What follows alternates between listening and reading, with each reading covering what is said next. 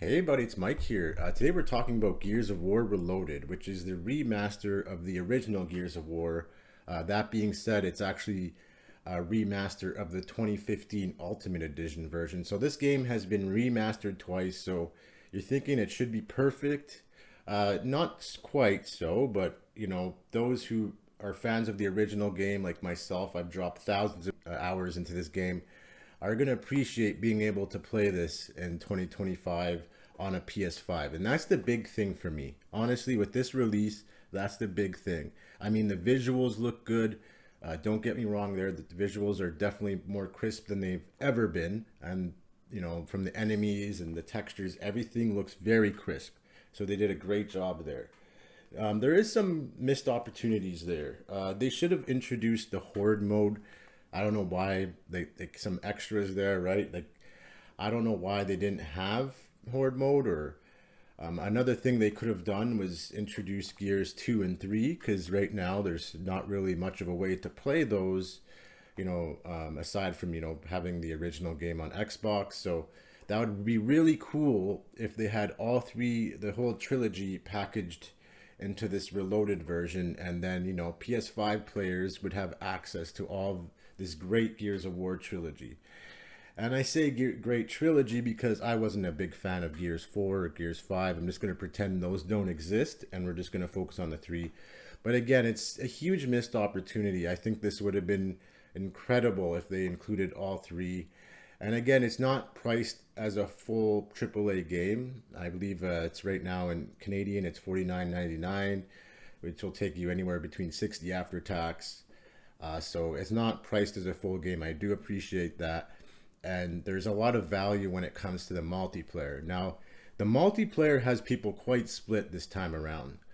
They've made some tweaks to like the shotgun that, they've changed the shotgun spread.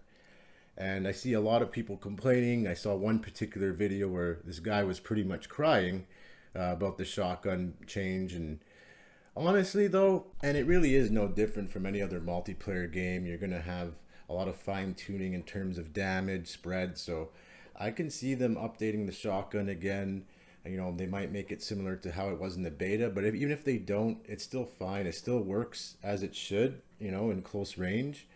And honestly, one of my biggest complaints, if anything, for the multiplayer would be the UI.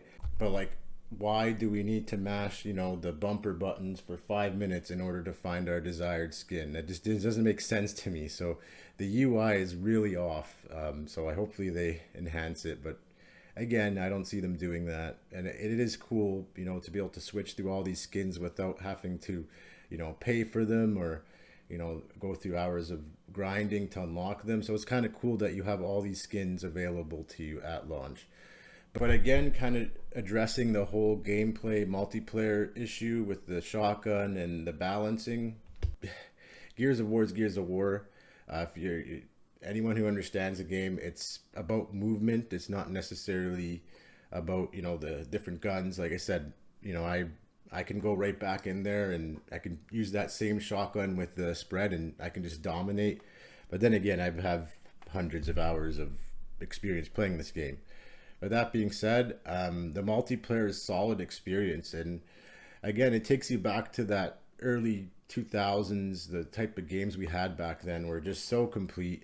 Back then you didn't need all these skins and stuff to keep people interested. They were just focused on pure gameplay, and that's what made Gears of War awesome. Just a great gameplay. Like I said, I'm going to be dropping tons of hours into the multiplayer on this one, so it's definitely satisfying. It's great to have, and that's kind of my overall thoughts on this remaster. Without going too long here, it's great to have, and it's good. I enjoy playing the multiplayer. I'm happy to have access to it again, as I don't have my Xbox 360 anymore, and it's a great time. This game, from the maps and the guns, it's a legendary game. But I do think this whole Gears of War Reloaded could have been so much more if they packaged it differently. More quality of life upgrades, and you still got that dumb AI. You're gonna have Dom just running into the enemies, And it's not necessarily the enemy AI that bothers me, but your teammate AI is just stupid in this game and kind of unacceptable after a second remake. So there's definitely some laziness in this remake, and they could have done it a lot better. Again, it's nice to have, and like I said, if you're playing on PC, Xbox, you have no need to buy this. Just save your money. For those on PS5, however, I think that's where this game kind of is the big selling point, right? We finally, us PlayStation players, have access to play this game on PS5, and I think that's freaking awesome. I think that's a great improvement there. But otherwise, I think it's just very lazily done. Again, and another thing they change is when it, from the demo and the beta and playing this multiplayer, there's a huge difference. I think they should have kept, the multiplayer and the shooting of the guns kind of consistent to how the beta was, and there'll be a lot less complaining. And that just goes with any game nowadays, right? You shouldn't kind of surprise people with these changes in spread and whatnot. But if you're like me, a seasoned old school Gears player, it's just a pleasant to get back into Gears 1. I'm telling you, Gears 1 just hits like nothing else. Just there's not many games like it, and just where the way like Call of Duty players are going to come into this, and they're not going to be able to kind of do the same stuff that worked in COD. This game is a whole different skill set. There's a huge skill gap. You have people who've been playing this like for the past 17 years, and they'll just decimate you. But I like that. I like a skill-based game, and for those looking for a great online multiplayer game on your PS5, I could recommend this. For anyone else on PC, Xbox, or anything like that, I can't recommend this. And overall, if you have a PS5, you're going to have a lot of fun with this.